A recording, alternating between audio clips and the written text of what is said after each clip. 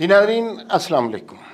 एक गैर महसूस तरीके से एक क्रैक डाउन का सिलसिला जारी है और ये क्रैक डाउन हमेशा होता था। हमने देखा है सियासतदानों के ख़िलाफ़, सियासी जमातों के ख़िलाफ़, और उनको करप्शन के ताने दिए जाते थे, उनके ख़िलाफ़ तादीबी कार्रवाइयाँ की जाती थी। नया अचानक कहा जाता था किसी को जेल में डाल दिया, किसी के ख़िलाफ़ मीडिया ट्रायल कर दिया। लेकिन एक गैर महसूस तरीके से एक और तरह का ट्रायल शुरू है, और ये ट्रायल किसी सियासी जमात का नहीं है। ये ट्रायल बुनियादी तौर पर बिजनेसमैनों का हो रहा है, और उनके हवाले से अब बड़ी क्लियर कट डायरेक्शन आना शुरू हो गई है। आर्मी चीफ ने जो मुलाकातें की बिजनेसमैनों से लाहौर में, कराची में, उसका इम्पैक्ट आना शुरू हो गया। आपको पता है कि उसका शुरू में इम्पैक्ट नहीं आया। आर्मी चीफ ने मुलाकातें की और जो डॉलर होल्डिंग के हवाले से बातें की और बिज़नेस की इम्प्रूवमेंट के हवाले से बात की, अगले दिन डॉलर की कीमत ₹1.5 बढ़ गई।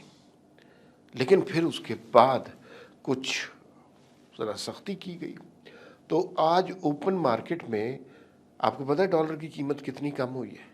₹10 डॉलर की कीमत कम हुई है। कोई IMF इसमें इन्वॉल्व नहीं है, कोई वर्ल्ड बैंक इसमें इन्वॉल्व नहीं है, किसी ने हमें कोई डिक्टेशन नहीं दी। हमने सिर्फ अपने सिस्टम को ठीक करने की ज़रा सी कोशिश की है। ज़रा सा सिस्टम ठीक हुआ है। ₹10 का इम्पैक्ट अगर आप पूरी इकॉनमी पे देखें तो बहुत ज़्यादा है, और ये सिस्टम और ज़्यादा बेहतर कार्रवाई करेगा। लेकिन क्या इस तरह ये सिलसिला चल सकेगा? ऐसा थोड़ी हो सकता है कि जो मनी एक्सचेंजर हैं, जो डॉलर को होल्ड कर लेते हैं, कीमत बढ़ती है, सस्ते दामों ख़रीदते हैं, महंगे दामों बेचते हैं, हर जगह वहाँ पर कोई एक सिपाही खड़ा हो जाए तो फिर इकॉनमी ठीक होगी। ये नहीं हो सकता। कल को फिर आप ये कहेंगे कि हर जो मीटर रीडर है बिजली का, उसके साथ एक सिपाही खड़ा हो जाए। सिस्टम को डायरेक्शन मिलनी है, लेकिन उसके बाद सिस्टम ने फिर अपने आप को खुद ठीक करना है। नहीं ठीक करेंगे तो फिर सख्ती होगी। ये अब हमें इसको आप अच्छा कहें या बुरा कहें, यह आपकी अपनी मर्ज़ी है, लेकिन सिस्टम को बहरहाल तब्दील होना पड़ेगा। मौजूदा हालात के मुताबिक सिस्टम में तब्दीलियाँ आनी लाजमी हैं, और हमें बड़ी क्लियर कट इंडिकेशन लगी। कोई ढकी छुपी बात तो नहीं है, वाज़े तौर पर ये मुलाकातों में बात की गई है। और थोड़ा सा जो वो ज़ुबैर मोतीवाला साहब ने जो गुफ्तगू की कि आर्मी चीफ ने कहा जी कि किसी जमात ने पाकिस्तान, सियासी जमात ने पाकिस्तान के लिए कुछ नहीं किया, अब उसकी हल्की फुल्की तरदीद आना शुरू हो गई है। कहीं वो जो है AKD वो इसकी बात करना शुरू कर रहे हैं, कहीं कोई शब्बर ज़ैदी इस तरह की बात कर रहे हैं कि नहीं नहीं बात इस तरह की नहीं थी, और कुछ इस तरह की बात थी कि हर जमात में कोई लोग ऐसे हैं जो मफाद परस्त होते हैं, उन्होंने पाकिस्तान के लिए। ये तो बिल्कुल सही बात है, इस बात से कौन इनकार कर सकता है? हर जमात में, हर इलाके में इस तरह के लोग हैं जिनके लिए मुल्की मफाद से ज़्यादा सियासी मफाद अहम होता है, और वो उसके मुताबिक चीज़ें लेके चलते हैं। तो वो तो बड़ी वाज़ेह सी बात है। लेकिन अब इसको रोकने के लिए क्या इक़दामात हो रहे हैं? इसके रोकने के लिए इक़दामात जो हैं वो गैर मरई तरीके से, गैर महसूस तरीके से होना शुरू हो गए हैं, और असल इक़दामात जो हैं वो आहिस्ता आहिस्ता आपको नज़र आना चाहिए। कुछ सियासी जमातें, सारी नहीं, इस बात पर परेशान हैं। आहिस्ता आहिस्ता, वाज़े तौर पे नहीं, आहिस्ता आहिस्ता इख्तलाफ की सूरत पैदा कर रही हैं। आहिस्ता आहिस्ता वो उस नज़रिए की तरफ जा रही हैं जो PTI ने 9 मई को इख्तियार किया था। सोचिए कि किन दो जमातों की सोचें मिलती जा रही हैं, और उन्हें क्या डर है? उन्हें डर ये है कि एक सूबा उनके हवाले था, और वो सूबा अगले गुज़िश्ता कितने बरसों तक उनके पास रहा है, और उस सूबे के हवाले से आगे हम देख रहे हैं कि कोई तरक्की नहीं हुई। वहाँ जो ज़िंदगी के अवामिल थे, जो ज़िंदगी की बुनियादी ज़रूरियात थीं, वो आज भी उसी तरह दरकार है। ना साफ़ पानी मौजूद है, ना बिजली मौजूद है, ना गैस मौजूद है, ना स्कूल है, ना कॉलेज है, ना यूनिवर्सिटी है, ना रोज़गार है। تو ان حالات میں ان کے پاس مجبوری میں سوائے ایک سیاسی جماعت کو ووٹ دینے کے علاوہ کوئی حل نہیں ہے۔ جی ہاں، کھل کے بات کرنی چاہیے۔ ذکر پیپلز پارٹی کا ہو رہا ہے۔ پیپلز پارٹی اس صورتحال سے بہت پریشان ہے، کیونکہ اب انہیں یوں لگ رہا ہے کہ یہ اقدامات ان کے خلاف ہو رہے ہیں۔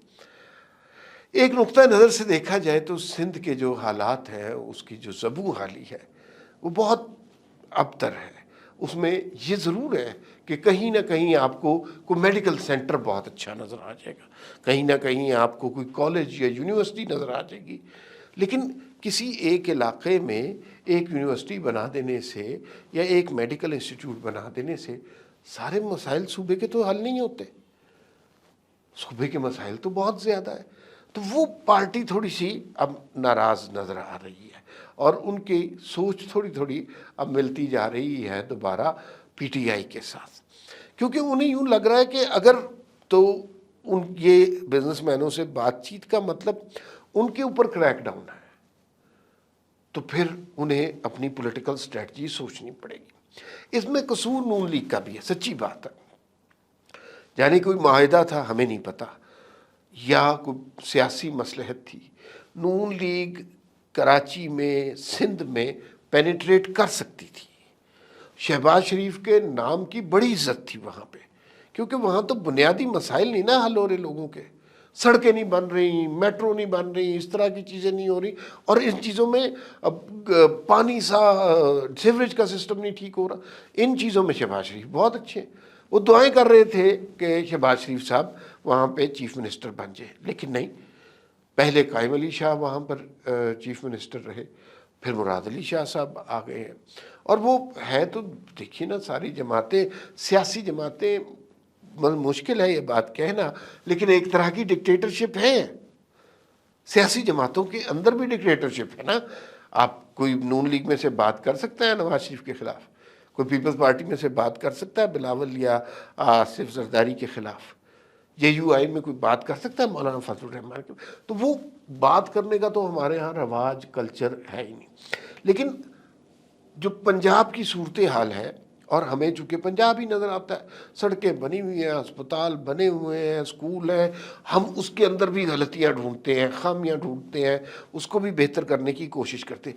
اس کا کمپیریزن اگر سندھ کے ساتھ کیا جائے تو سندھ تو کئی 100 سال پیچھے ہے۔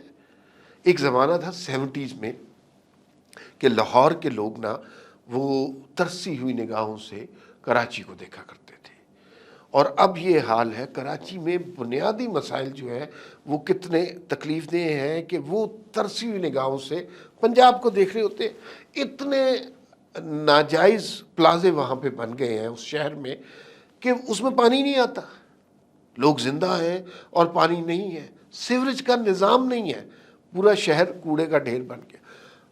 اس سے دیہی علاقے میں نکل جائیں، بنیادی سہولتوں کا فقدان ہے، بہت کم ہے۔ تو وہ ساری سچویشن اب ہم نے سامنے نظر آ رہی ہے۔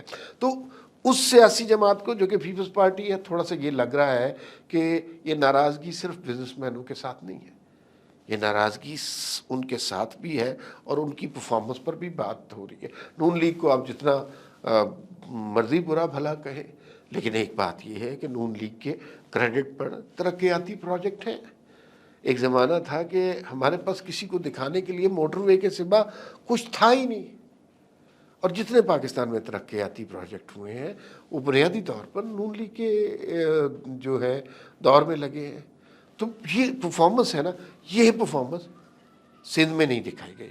یہ بڑی مختلف سی صورتحال ہے۔ تو تھوڑی سی ہیٹ پیپلز پارٹی فیل کر رہی ہے، تھوڑا سا انہیں یوں لگ رہا ہے کہ انہیں پیچھے کیا جا رہا ہے۔ اب اس صورتحال میں کیا ہوگا؟